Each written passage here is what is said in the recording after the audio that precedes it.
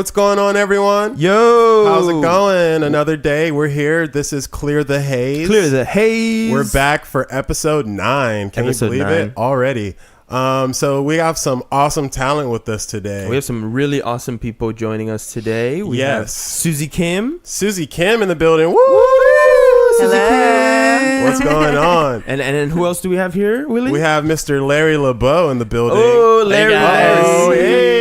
What's up? What's up? These guys are coming at us with New FilmMakers here in Los Angeles, correct? NewFilmMakers LA, yeah. NewFilmMakers LA. So there it is. There it is. That's the full title. That's so awesome. I love it. And so what are you guys doing with this? How are you? First of all, how do you guys feel today? Yeah, how are you guys doing? How's the energy It's nice around out. you? Yeah, it is, right? Yeah, beautiful weather. We're in LA. There's no clouds in the sky. It's always nice when it's not cloudy, because when you can always look out and you're like, I can't see any buildings. It's so smoggy. Traffic wasn't too bad. Traffic, I got a parking spot. Hey. Oh yeah, so you should buy a lottery ticket today. Yeah. Larry's like, maybe I might. Let me check the odds. We'll just never hear from Larry again. Like, what happened? Oh, he won $500 million. It's like, oh, you didn't hear? He's gone. He has an island now. Wow. Well, that's awesome. So Suzie and Larry are heading up this awesome new project, NewFilmMakers LA, and they're here Actually, it's not new. It's No, 11 years old.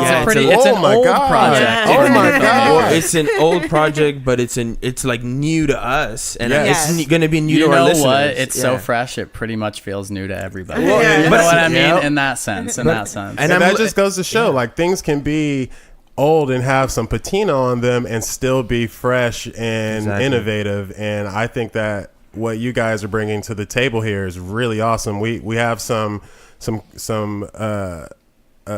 correspondence here, and it's giving us like a rundown of all your guys' sponsors and what you're doing, and it seems really cool. Suzie, did you want to expound on what you guys are doing? Well, New FilmMakers Los Angeles, we started it. Larry and I co-founded it together. That's awesome. It's kind of stemming from New FilmMakers in New York, this was in New York. Yeah, Larry started with them in New York, and then when he came to LA, we had met, and I think you had already tried to do New FilmMakers. Yeah, LA we tried one at Barnsdale Art Park, and it was just like crazy expensive to do it. Just not very sustainable. And at the time, Suzie was working with the Architecture and Design Museum, the A+D Museum, which at the time was located across from LACMA on Wilshire, the 5900 Wilshire Boulevard. And they had this amazing second floor space, which wasn't really being utilized. And cool. So Suzie and I went to New York, and we hung out at the New FilmMakers New York big annual awards for the Anthology Film Archives, which is their venue in New York. Which is like this, if you guys know, like the UCLA Film and Television Archive. Yeah. So it's a center for experimental and independent film where they archive like a bunch of the stuff that would otherwise be lost. Wow. And like in 1990, don't quote me on this, 7 or 8, it's definitely 1997 or 8, they decided that they needed a program for emerging filmmakers throughout the year at Anthology Film Archives, and that's how New FilmMakers New York started. Wow. So so it's been a long time. It's been a long time. So this is this is 20 years this year at least. Yeah. But we are very different, though. You know, New FilmMakers LA really represents the region here and the industry and the community. Yeah. And in New York, it's a totally different vibe. And I could totally see that. Well, I mean, Los Angeles is kind of like a hub for filmmaking, and people always see it as that. And if you come here, you do see that world, you know. And in New York is more like business, Wall Street, stocks, bets, all that kind of stuff. It's funny actually, because in a lot of ways in New York, it's way less about that with New FilmMakers New York. It's more about like, hey, here's some awesome independent film. Come see it or don't. We don't really care. Oh, we're gonna show it. We're gonna do it anyway. Show it, and like you guys can come watch it. But what they do, the whole format and the whole idea behind New FilmMakers LA always was to give indie filmmakers a place all year long, every single month throughout the year. So you have like all these film organizations out there which are fantastic and doing like amazing work, like Sundance Institute and Film Independent, but their festivals happen once a year, right? Wow. So you have like 180 movies all at once in 1 week once a year, and then and these organizations do a lot of other stuff throughout the year as well, but it kind of like that whole festival camaraderie just kind of like dissipates for the rest of the year. And we thought, like, wouldn't it be cool to have that happening every single month in Los Angeles? Yeah, that like would when be cool. When I heard about what they were doing in New York, when I was talking with Barney Oldfield, we were talking about it. I was like, God, we really need that in Los Angeles, constantly. And so when we went to New York and started discussing it, I invited him to come to the museum. I was like, this would be a great program for the museum. We can definitely bring it up. Yeah. And he came down, loved the space, and then we just started. And then you just started. Yeah. And when we started, we had 10 people in the audience. Really? Oh, wow. And maybe one film. Because it was cool. The first month we had this guy, Joe DiAugustine's film, One Night with You. One Night with You, which was great. And he had I think he had edited a few of Quentin Tarantino's projects, or he worked in some capacity. I think it was as an editor on a couple Quentin Tarantino projects. As an editor. Yeah. And so he, at least for that, I mean, we did I think 2 shorts programs the first month, a doc shorts program and a narrative shorts program, and then that feature. And he had such a built-in network, built-in audience, yeah. in LA that it was a really cool way to kick off the very first sort of official one. I mean, this was in August 2007, and we have not stopped with a month ever since then. That's so cool.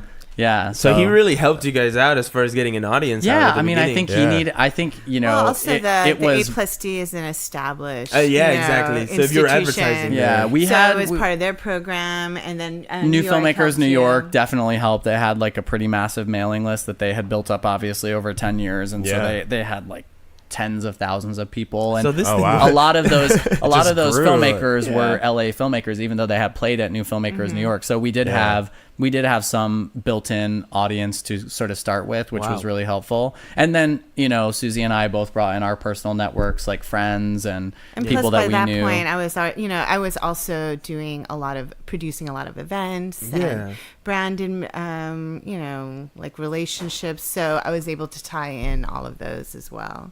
And going from a producer to a creative director standpoint, do you think that you have a lot more responsibility now, or do you feel like it's kind of the same as producing? Well, it depends. I mean, I consider myself a creative producer. I work with artists and talent and just kind of help them organize so they can realize a certain vision or dream or idea. That's awesome. So I guess it's the same. Yeah. I treat everything with a lot of care and thought. I don't do anything half-assed because it's just nobody needs that. Yeah, if I do and commit to something, I do it as best as I can. Yeah, nice. That's the best kind of attitude. Integrity of it that is the best kind of attitude. That would explain why you are where you are. Yeah, I know. You guys have just been out there hustling and making sure this thing does not stop rolling, and that's the key. That's the key. I mean, it's a lot of work. I mean, I bet. You have to be committed and just keep doing it. And we want it to be so much more than just a place to show your movie. Yeah, exactly. It's obviously awesome for an independent filmmaker to have a place to show their movie and have an audience, but we want to, and we do bring in industry and provide development opportunities for our filmmakers and provide representation opportunities for our filmmakers and distribution. That took time. I mean, it took time to really define what was needed in the industry and the community. Listening to everybody, we have a great board of directors as well of different professionals in the industry, community leaders. That's awesome. Nice. And also our sponsors, and these relationships over the years just really help us understand how we can make New Filmmakers provide, things that nobody else is, nobody else is doing providing here. Yeah, because not only are you entering a film competition where people will watch your film, but if it does well, you have connections that'll help you move on to the next step. Yeah, I mean, if you look at our mission statement, our objective is to help these emerging film talent develop sustainable careers as filmmakers. Nice. And in order to do that, you have to not just show films, you have to be able to, work with the community and the industry to provide these professional development opportunities that Larry was mentioning. And also, connect them to the right people, help them educate themselves to work professionally. Absolutely. And be able to keep it going. Because that's the main struggle. Right. And finding someone to take on your project and put it up there on that next level. You guys provide that in some sort of a way. You're a springboard for opportunity. I like that. Yeah, we're definitely a springboard for a lot of these filmmakers, That's especially so awesome. the international ones too. Yeah. Well, because we they're not become their getting bridge any to audience. Hollywood and the Right. industry here. Right. You know, and Larry and I actually, I think like 6 years ago, we went on this campaign, and we literally met with every single international consulate, cultural center that we can get our access to for about like 3-4 months, just back-to-back meetings with all of these people, just to introduce new filmmakers Right. and let them know, hey, just share what we're doing here. Let your independent filmmakers know that they have an opportunity to get involved here, and access Hollywood and the industry here. For sure. And that's been such a great build off over the years. Wow, that's a heck of a story. So Yeah. what brought you two guys together? Yeah, how did you two meet? We met at a Kiss play. my boyfriend. Yeah, we met at I Campbell, this is I for was in a you. play. I was in a play with her boyfriend. Really? In North Hollywood. Wow, nice. My background I used to live in New York City, so I was a professional actor when I was younger. That's awesome. And then I got into producing, and I was still doing a little bit of acting when I moved out here, but I was producing stuff for like NBC and Disney Oh, so and you- Comedy Central. Yeah. You were good already. Yeah, and she and I met when her boyfriend and I were doing this play. What play were you guys doing? Oh man, I don't It remember. was It was like a small play. It was it's like some indie like play? short plays, Oh, yeah. like an Yeah. anthology Yeah. of some sort. Indie plays in LA are always very interesting. I saw Hansel and Gretel, and they were like zombies, and I was like, "What is this?" Or there was like a vampire opera about like Dracula, and I was like, "Well, that makes sense because he's a vampire," but the opera was kind of random. But there's always such strange people are coming up with such crazy ideas, but they're making it happen. Yeah, man. They're still making it, and that's what I love about Los Angeles. Just is like that vampopera. Exactly. And it's just even these crazy ideas that someone just thought of was like, why not just do it? Just try it. And then they make it happen. They'll go to an indie theater and they'll let them put it up. And then they'll have an audience that comes and say, that wasn't half bad. It's just like, but they did it. They did something. And that's what you see here. And with you guys took an idea and you guys just said, let's make it better. Let's make it bigger. Let's make it happen. I mean, it really is like building off of the filmmakers, though. They're the ones that are doing it. Like, they're going out every day and getting their hands dirty and raising this money and like casting these actors and writing these stories and finding these locations and Making a film building is a crew. hard Like, work, that's the hardest Very thing. intensive. Like, it probably makes what we do look easy, and what we do is not easy. Like, No. so like being an artist like that and being able to like go out and put everything else on the side and be like, I'm sacrificing making money, I'm begging everybody for money, I'm borrowing where I can borrow. Like, I mean, that's not easy. And then you do it all with this risk of like, am I going to be able to get people to see it? Exactly. Am I going to make $1 of this money back? Probably not. And a And lot then of when you them don't, don't. you got to do it all again. you know? Exactly. Well, it's funny. We actually work in production. Like, our whole squad does. That's kind of like the people we surround with. But I'm actually I'm a writer, and I just finished writing a script with my writing partner that we have like producers attached to it. So I get it, man. It's hard It's work. a process. And it's a process, because if it doesn't work out, it's almost like you spent that time for this project. It's a big investment. It's a big investment, Yeah. Yeah, but And- I always feel like those, even if it doesn't live up to your expectations, Right. the learning process Oh, is yeah. valuable. Yes. I mean, Just getting it every done. project you do, even if The it's like a experience failure, is nothing's important. really a failure, because you're only failing if you're just not doing it. You know Exactly. what I mean? Exactly. At least you attempted something new. At least you tried. At least you got something out of it. Mm-hmm. People always say, "I didn't get anything." I was like, Yeah, you look, did. look at Yeah. it. Yeah. Look back.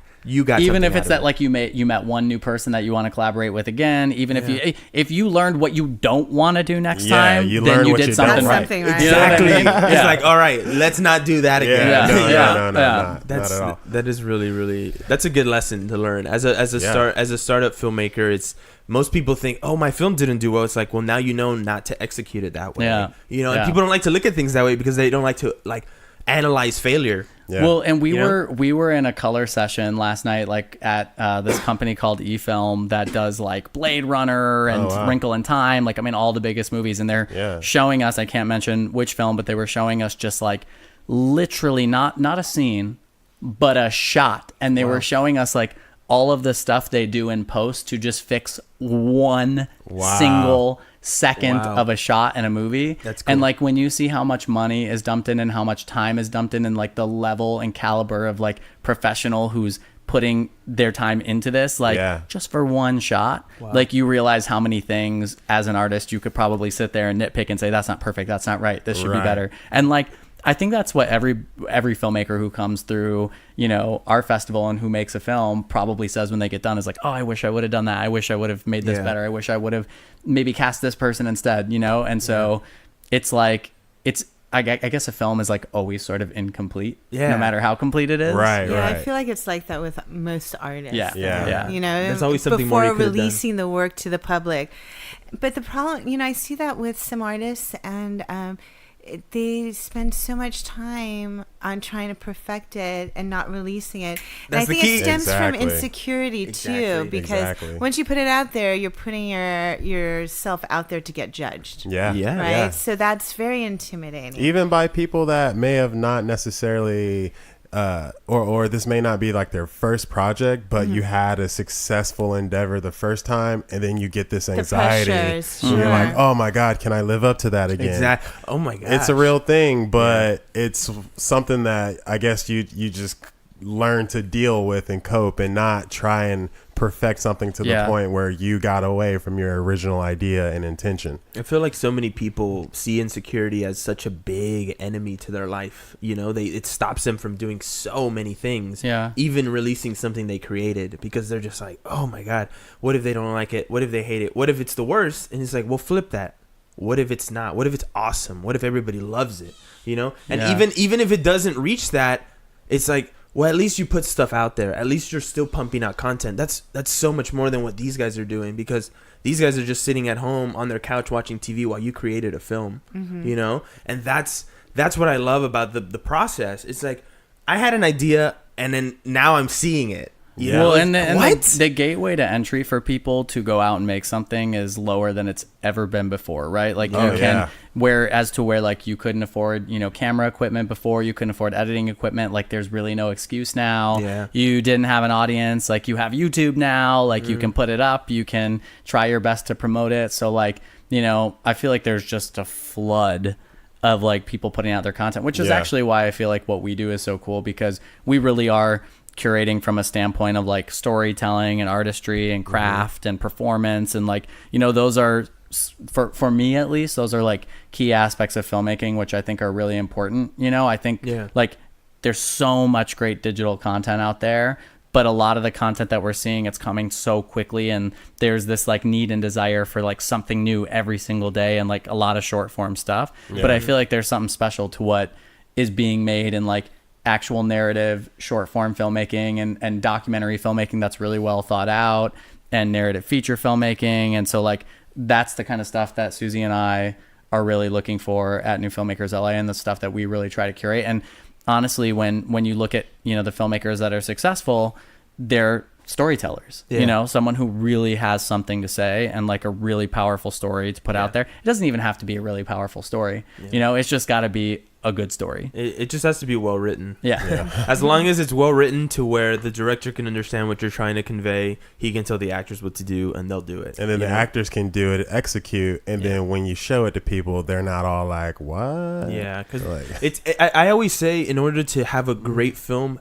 every single person has to be on. Everybody's got to be hitting their mark, because if one person's off, that whole film is like, well, everything was great. The editing was a little bad. Or it trickles down to every single person on set, honestly. Exactly. You know, I mean, I agree with that, and, you know, most of the times, but then I feel like, at least from a curator's standpoint, I feel there's certain responsibility to be able to show other works where you see a potential in that vision and the way their style, but, you know, they might be limited and not have that great, you know, production package or finished polish. So we have taken some risks in our programming as well by selecting pieces that weren't like maybe the best sound quality or production, but the story story is strong. Just the gripping, direction yeah. is amazing. Like, you see this raw talent, you're like, if you gave this filmmaker a budget and support, what are they capable of doing? Like, that's exciting to me too. Yeah. So, and that would make you guys the visionaries in all of this. Well, yeah, we become tastemakers. Exactly. Like, you guys trust us. Like, this is gonna be the next big voice. I like that. You're gonna like this. I like the term tastemakers. Yeah. Like, we're gonna get a little bit just to taste it, and then we'll tell everybody what it is about. That's just a little awesome. drop. Yeah, that's so cool. That's cool. So, when people want to come and join up with you guys, is there a membership fee, or is there... we have memberships. Okay, cool. And they're great. Memberships, we have them for family and individuals. Students. Nice. You don't have to be a member. So that's like one of the great things too about us is, we are a nonprofit 501c3. So mostly we're supported by sponsorships. Corporate sponsorships is how we finance what we do. And grants. And grants, definitely. But like our ticket threshold to come to one of our events, it's $5. Oh, wow. So it's super affordable for anybody who Or wants you to can come. upgrade to $15 and it's open bar. Ooh. And, It's the best ticket. Yeah, you get access to... It's like, let's party, Right? Like, Yeah, you get access to 3 feature-length runtime programs for $15. You get open bar. It's fun. And then the memberships were really just built to help, make it even more accessible for people who wanted to come throughout the year.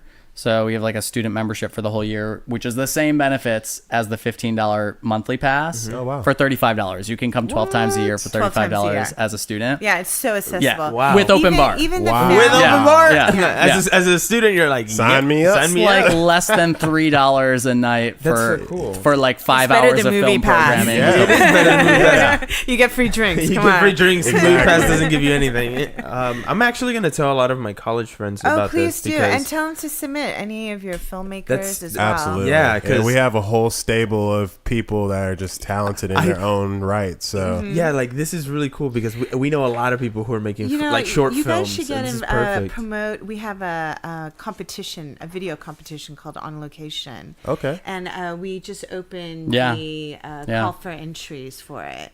So Larry can talk about it. Yes, It's his pet so project. it's On Location, the LA Video Project. Yeah. And we challenge filmmakers in LA to make a film under 5 minutes that highlights Los Angeles. So it's like you could branded tell for any LA. kind of story you want to tell. It could be a narrative, doc, commercial, music video, but you've got to incorporate Los Angeles into the storyline visually. And ideally, as part of the story as well.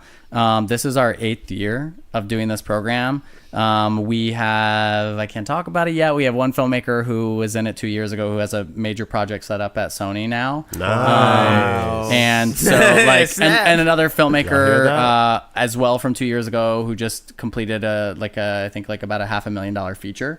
But it's an amazing program and we give over $70,000 of prizes away at this. Nice. We're doing our premiere event again this year on the studio lot at Sunset Studios in Hollywood.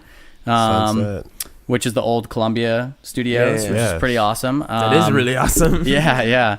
And our deadline for this year is August 24th.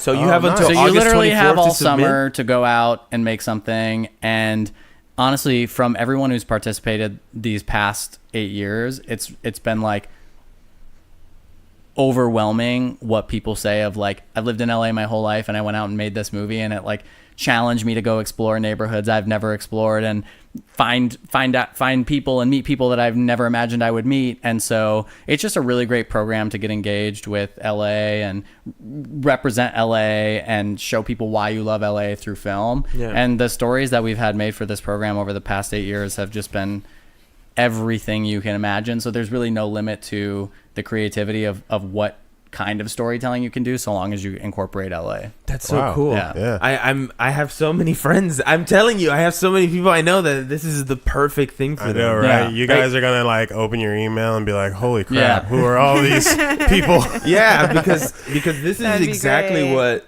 a lot of people look for in this city. Something where they can showcase their That's why we started work. it and why we worked so hard building it up, because we really felt there was a need. There is a need. We were supplying, something that we felt was really nobody was doing here, at least on a consistent level. Yeah. Luckily, we've been able to grow the program and the organization and the support.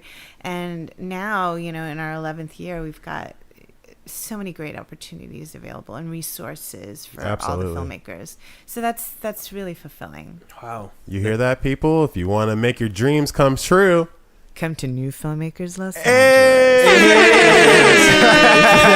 Yeah, it's you guys created a platform for people to show their work and have a voice, and that's what a lot of people, they struggle to find. A lot of people go to these, like you were saying, these these film shows and these film festivals, but they only do one a year, shows, and it's not enough. It's not enough to show your film a couple times. These organizations do a lot. Oh yeah, for outside of the festival. Right. I believe it. But I think what sets us apart is we're definitely focused on the emerging talent that's coming up, and we just do it consistently throughout the year. So you always, if you want to get engaged, find out, meet people, we're always there. You don't have to wait until like a certain time of year to do it, or and the other thing is we're not competitive with these other organizations. Like we work with Sundance. We just had Liz Manashil from Sundance on our jury for our awards last week. Thanks, Liz. Oh wow! We just did a panel with Film Independent and the Santa Barbara Film Festival. So you guys are last week. Those are all just other ways you help people. Like you can also say, hey, well, this next film festival is coming up. Maybe we can. We're very collaborative. We're about elevating filmmakers. Anybody who wants to work with us, we'll work with them. Yeah, no problem. We'll figure it out. Yeah. It's like doing the art show with Lynn, right? And getting it incorporated. So it's. They offered and trying to figure it out, and at our award show, it was amazing. Nice. People really enjoyed the work, and it opens up for future collaborations and ideas as well, and they get to meet other people. The artists that came from that show, they met with the filmmakers, and I know they all walked away with like future ideas and collaborations coming together, which is exciting. That is exciting, because I know a lot of the artists. I met a couple of them during the art exhibition, and some of them had scripts that they wanted to write, and I was talking to them about it, and you can tell that their mind is just going with creative ideas. And so when you find other people who have similar ideas, you instantly want to work with them, you know, because I've said that's really what it is when you find people with similar mindsets. You're like, the sky's the limit with us. We can do anything right now, and I like to surround myself with people like that. And you guys seem like you guys are very like-minded, which I love, because those are the best types of people to meet, the people who get it. You're just like, you want to work hard for what you want, and you're gonna do it, and so kudos to you guys for creating something so awesome. Thank you. You guys believed in it, and you stuck with it, and you made it happen. So all round of applause for you guys. Right there. There we go. Yeah, Suzie and Larry are changing the game. Up. But so we have NewFilmMakers LA. If people want to find you guys online, if people want to submit, or how does that process work? I think the website. Yeah, the website nfmla.org. So just remember NewFilmMakers LA. So nfmla.org. Copy. You will find a wealth of information on our website. All the submission info. We've got 2 upcoming events. One this Saturday. We're going to be celebrating Asian cinema. So we've got 3 programs. We've got a feature, and then we've got 2 shorts programs on Saturday, May 19th at the South Park Center, which I think we could probably see out this window. And then we're going to be celebrating LGBTQ plus cinema with our partners Outfest awesome. for June. So that's happening on June 23rd. And then there's this awesome group in LA that's celebrating their 10th anniversary that we've been collaborating with for probably about 5 years, called LAPPG, which stands for LA Post Production Group. Awesome. And they're going to celebrate their 10-year anniversary at our June event. So it's going to be a combination of a celebration of LGBTQ plus cinema and which a focus on the In-Focus program I was talking about, the diversity initiative. And so you guys, we spoke about the diversity initiative before we got on, but can you explain to people what that might be, what that's about?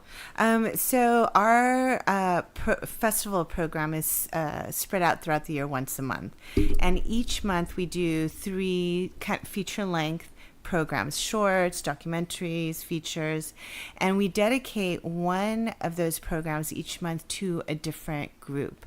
So in January we did an anti-ageism elderly program. Interesting. That's really cool. Yeah, which was I love that, and we were building up some support from that.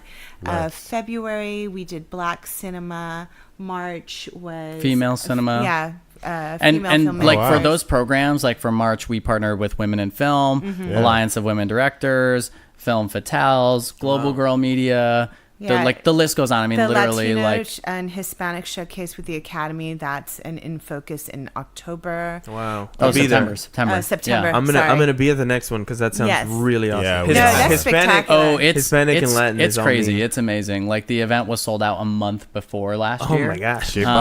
But the big news is for that one this year. So we were at the Academy's Hollywood home, which is the Mary Pickford Center. Mm-hmm. That's 300 seats. Yeah. We got news about a month ago that they're moving us to the Samuel Goldwyn Theater, which is the Academy's Beverly Hills 1,000 seats. 1,000. So This year. we're gonna need your help to promote that. Definitely. Well, you guys can come back on when that starts to get closer. Oh, that's a good idea. And you guys are always more than welcome. You guys More than welcome. Like I said, you guys are very awesome. I love the ideas that are coming out of y'all's heads, and it's just I want to know what else you guys are gonna be doing. You know, and we're so excited for everything that you guys have scheduled and everything that you've been doing for the disenfranchised and possibly overlooked. We appreciate you guys and the endeavors that you've undergone, and we wish you all the luck in the future, and we know that you guys are gonna rock it. I wanted to ask you guys, from the beginning of your journey to now, like what is the biggest change you've seen from the program as far as like I guess I want to say like the process of accepting, like, are you guys now, do you guys just do LA or do you guys are open to the area? No, we screen movies from all over the world. Okay, we always so you guys, have from month number 1 in 2007. Yeah, our criteria with programming is to program minimum 20% international film. It ends up being like 20 to 30% international content. We've screened movies from over 74 countries in the last 11 years. That's cool. And we make sure that our programming is very diverse in terms of like ratio of male to female directed content, written content, filmmakers of color, LGBT. So when we say that we do In Focus, those monthly programs do not reflect like our program all year long. Gotcha. We always have filmmakers of all diverse backgrounds every single month, regardless of what that month's In Focus is. Like, for example, in our Latino and Hispanic cinema program, it doesn't mean that you have to be Latino or Hispanic to be in. It just means that you have to be representative of like Latino or Hispanic storylines, largely Latino or Hispanic cast.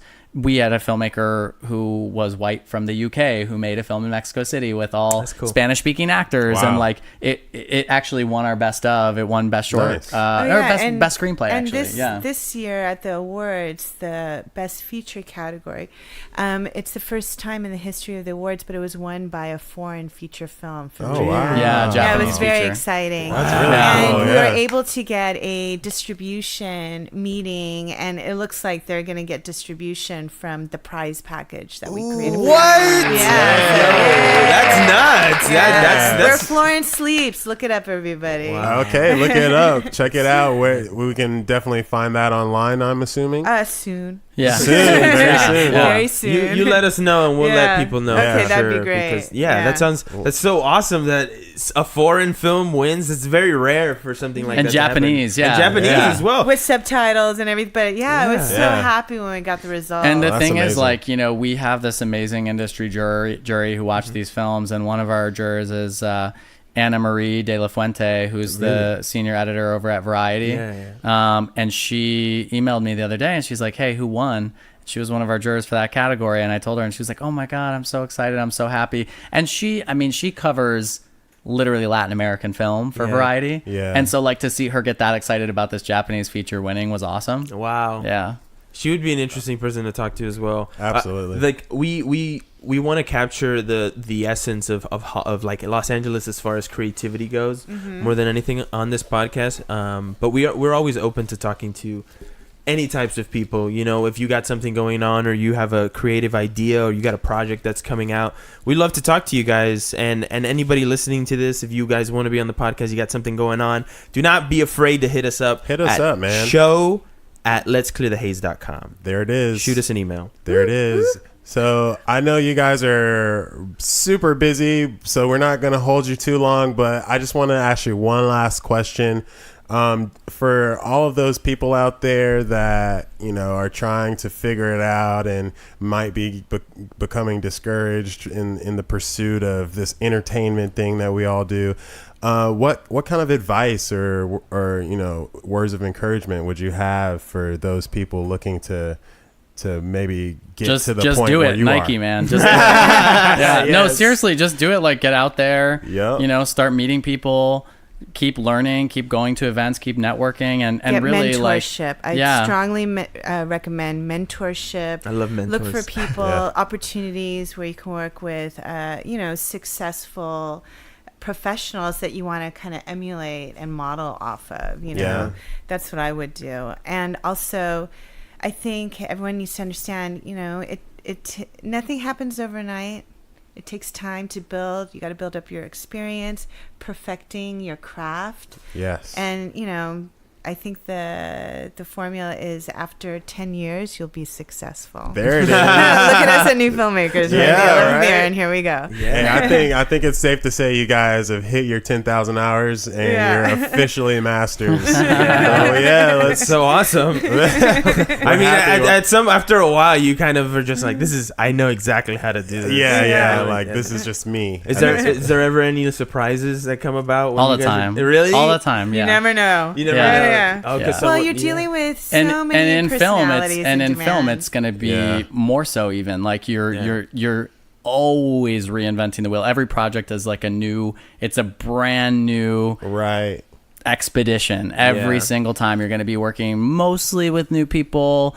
It's not going to be done exactly the same way it was done before, so there's always surprises. There will always be surprises. Yeah, you guys sound very patient. C'est la vie, right? C'est la vie, such is life. It's my favorite expression. I love it. Do you guys do any type of like meditation or anything like? Because that's what I do to like calm my nerves whenever I cycle. That's your hobby. Nice. I feel like it's healthy to have good hobbies because that's travel and cycle. It's life balance. It is a life cycle. balance. A good life balance will get you far in this life. I think you need it here, especially in Los Angeles or any major and city. you gotta get out every once in a while too. You know, you gotta like go experience other people's lifestyles. I just went to Cuba this year. I went to Mexico City last year. I love Cuba. Oh my God, did you go? I did. Oh it was wow, amazing. Did you make a video? I did. I went to Havana.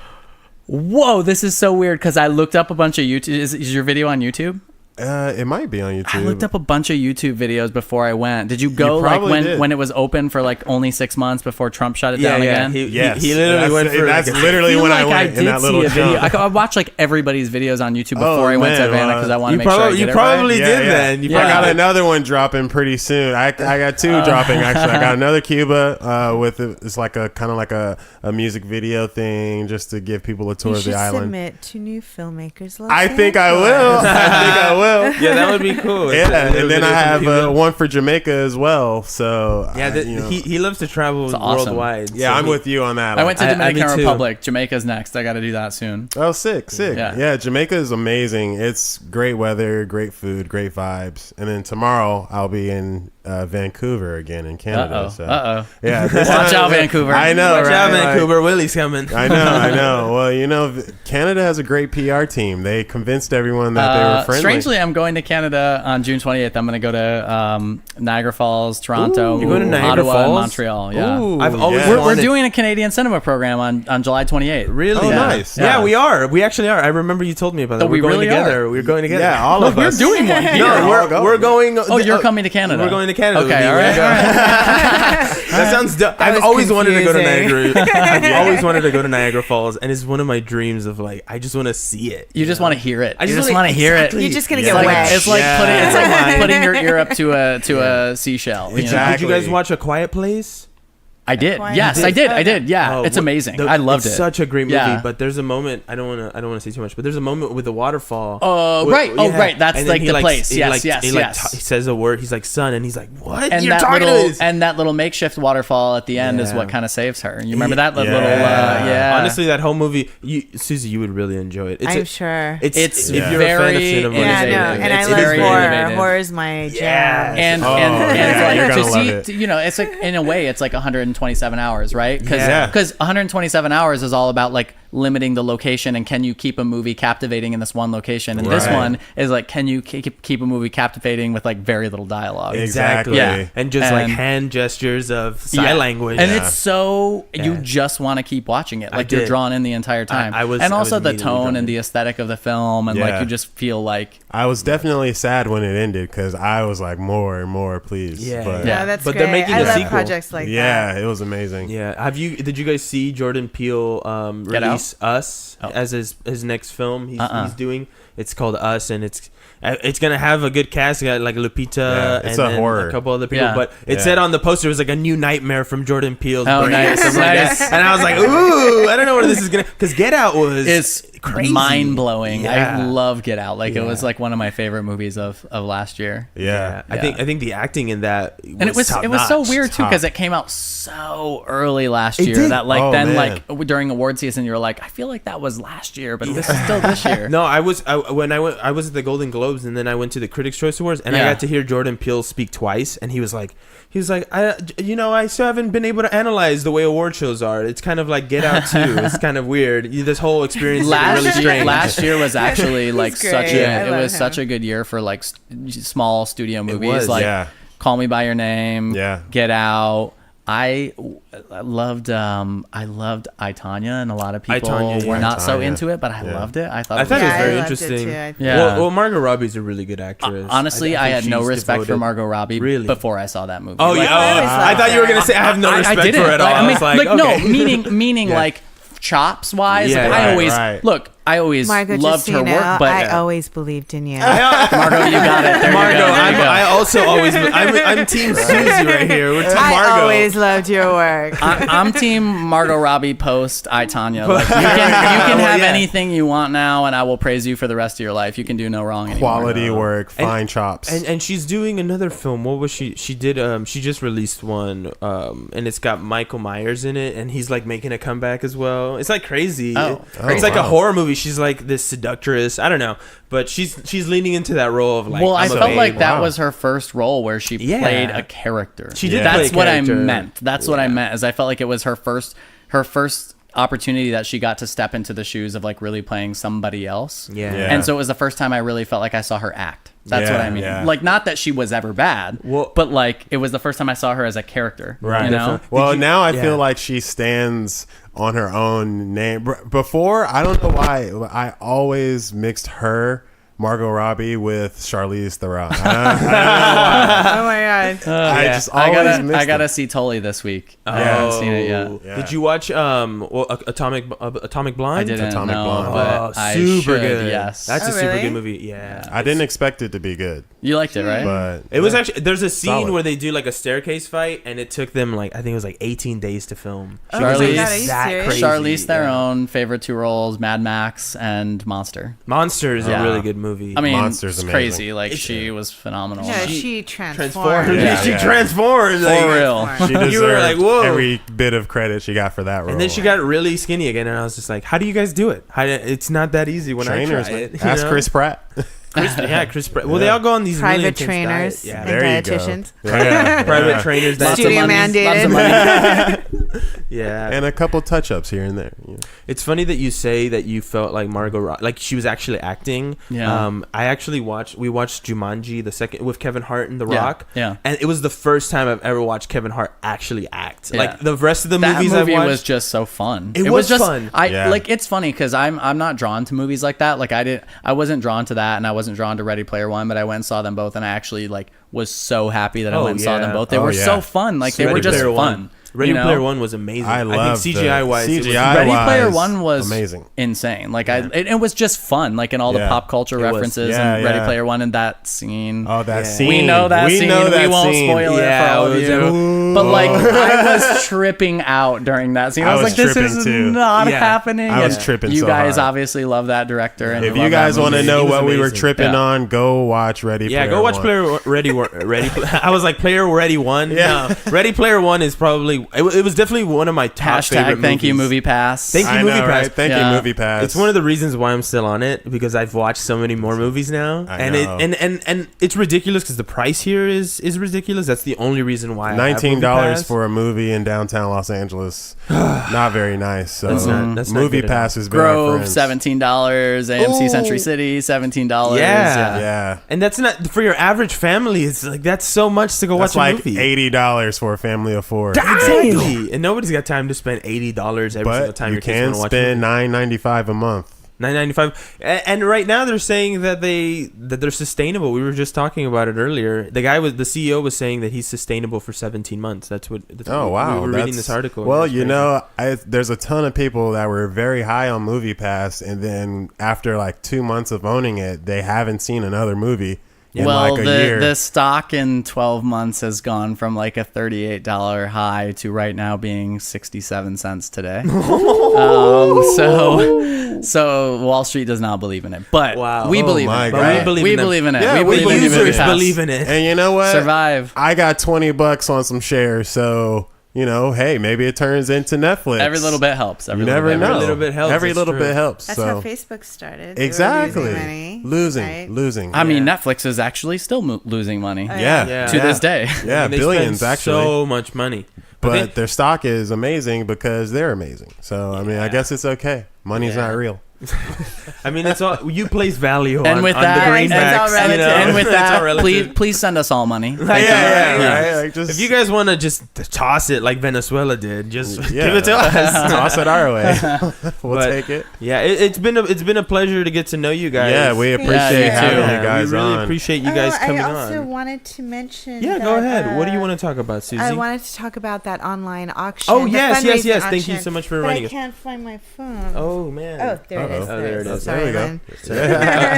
A second of technical difficulties, but it's okay. Definitely. So you had mentioned that you set up an auction with the exhibition that Lynn did. Yes, with the Untitled Gallery. Oh, with the Untitled Gallery. So they set up an online auction with all the artwork that was at the show, at the award show, Best of NFMLA. Yeah. So she set up a site.